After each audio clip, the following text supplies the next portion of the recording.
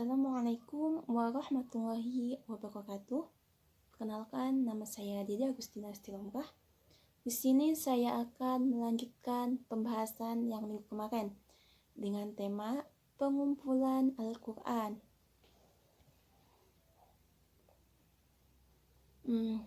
Wahyu yang diterima Nabi Muhammad pada faktanya dipelihara dengan dua cara. Cara pertama yaitu menyimpannya ke dalam dada manusia atau menghafalnya. Maka timbullah pertanyaan dari kalimat tersebut. Apakah di tiap-tiap pengumpulan Al-Quran itu menyimpan dalam ingatannya secara keseluruhan wahyu Allah itu yang diterima Nabi Muhammad atau hanya sebagian besar darinya saja? Nah, jawabannya, jika dilihat dari pratulisan ketika itu bahwa penghafal Al-Quran merupakan tujuan utama yang terpenting bahkan sepanjang sejarah Islam. Sementara perekamannya dalam bentuk tertulis dipandang sebagai alat untuk mencapai sebuah tujuan. Jadi dapat disimpulkan bahwa tidak ada satupun unit wahyu yang tidak tersimpan dalam dada atau ingatan para penghafal Al-Quran ketika itu. Dan cara yang kedua yaitu merekamnya secara tertulis di atas berbagai jenis bahan yang digunakan untuk menulis. Laporan paling awal tentang penyalinan Al-Quran secara tertulis bisa ditemukan dalam kisah masuk Islamnya Umar bin Khattab 4 tahun menjelang hijrah Nabi ke Madinah. Suatu hari Umar keluar rumah menenteng pedang terhunus hendak melibas leher Nabi Muhammad. Beberapa sahabat sedang berkumpul dalam sebuah rumah di dekat Bukit Sofa. Jumlah mereka sekitar 40-an, termasuk wanita. Di antaranya adalah ada paman Nabi Muhammad, yaitu Hamzah dan Abu Bakar, yang tidak pergi berhijrah ke Ethiopia. Kemudian Nu'aim secara tak sengaja berpapasan dengan Umar dan bertanya, "Kemana engkau Umar hendak pergi?" Lalu Umar pun menjawab, "Saya hendak menghabisi Muhammad yang telah membuat orang Quraisy khianat terhadap agama nenek moyang mereka. Sekarang aku akan libas leher dia." Kemudian Nu'aim pun menjawab, "Engkau hanya akan menipu dirimu sendiri, wahai Umar. Jika engkau hendak memutus leher Nabi Muhammad, lebih baik pulang, temui keluargamu dan selesaikan permasalahan mereka." Kemudian Umar pun pulang sambil bertanya, "Apa yang telah menimpa keluarga saya?" Nu'aim pun menjawab, "Saudara ipar, keponakan yang bernama Sa'id, serta adik perempuanmu telah mengikuti agama baru yang dibawa Nabi Muhammad. Oleh karena itu, akan lebih baik jika kamu kembali menghubungi mereka." Lalu Umar cepat-cepat memburu iparnya di rumah, di tempat Qobah sedang membaca surah At-Toha dari sepotong tulisan Al-Quran. Kemudian terjadilah pertengkaran sengit dan Umar pun menyerang kedua adiknya tersebut.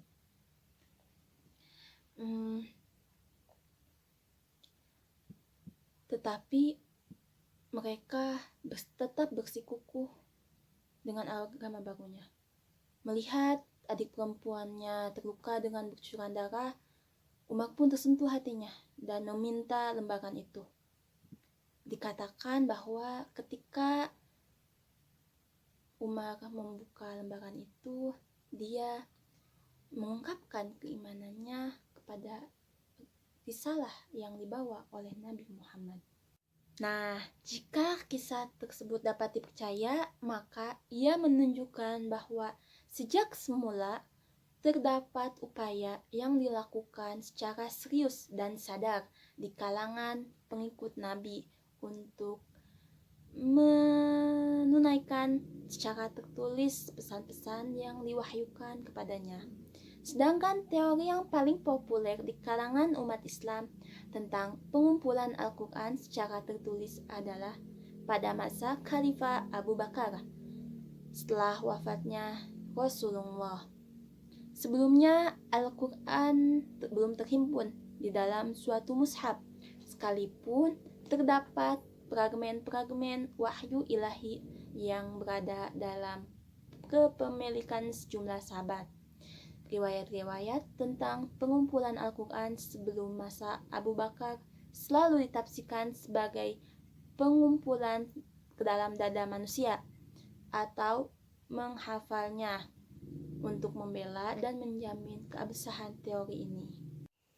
Tentang pengumpulan Al-Quran pada masa pemerintahan Abu Bakar, ada sejumlah riwayat yang saling bertolak belakang.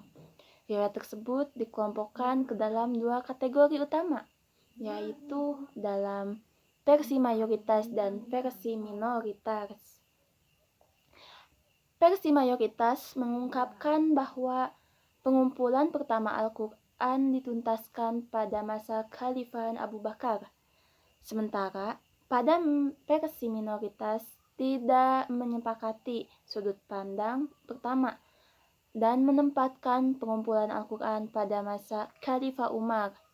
Dalam versi ini juga terdapat versi pengumpulan pada masa Khalifah ketiga, yaitu pada masa Utsman bin Affan. Dan kemunculan dua nama lainnya, yaitu Ali dan Salim sebagai pengumpul pertama Al-Quran. Tetapi pemunculan kedua nama ini hanya menekankan karakter personal. Upaya pengumpulan Al-Quran yang dilakukan keduanya tidak dalam kaitan kumpulan resmi yang diotoritasi khalifah, sebagaimana yang diungkapkan dalam versi mayoritas. Sementara pengumpulan Al-Quran belakangan ini disebut dengan mushaf atau mushaf Utsmani, yang mana susunan suratnya telah tertata secara pasti. Di kalangan sarjana muslim, masalah kesejatian bacaan dengan mushaf Utsmani didekati dan dinilai dari segi tingkat kepercayaan dan transmisinya atau isnad. Cacat tidaknya isnad menentukan apakah suatu bacaan sebagai Qur'ani atau tidak. Secara garis besar, bacaan Al-Quran diklasifikasikan ke dalam dua kategori berdasarkan isnadnya. Yang pertama, bacaan yang ditransmisikan ke dalam cara yang meyakinkan dan selaras dengan kaidah kebahasaan, serta tidak menyalahi tradisi teks Utsmani. Sedangkan yang masuk dalam kategori ini adalah bacaan mutawatir dan masyhur, seperti qiraat 7 dan qiraat 10, yang seluruhnya merupakan varian dari teks Utsmani. Bacaan mutawatir dan masyhur merupakan bacaan sejati Al-Quran, serta dibaca di luar atau di dalam sholat. Yang kedua yaitu bacaan yang ditransmisikan secara tidak memadai atau menyalahi tradisi teks Utsmani, atau juga disebut bertentangan dengan kaidah kebahasaan. Bacaan ini termasuk kategori qiraah ahad, sajdah, maudhu, dan lain-lain yang tidak memenuhi kriteria tersebut, yang merupakan bukan bacaan Al-Quran. Bacaan dalam mushaf-mushaf Utsmani tidak mencapai derajat mutawatir dan masyhur. Karena itu, dalam gagasan ortodoksi Islam, bukan merupakan bacaan Al-Quran yang otentik. Mungkin hanya ini yang dapat saya sampaikan. Kurangnya mohon maaf. Banyak banget pokoknya kekurangannya. Mohon dimaafkan. Sekian dari saya. Wassalamualaikum warahmatullahi wabarakatuh. Dilanjut minggu depan ya. Terima kasih.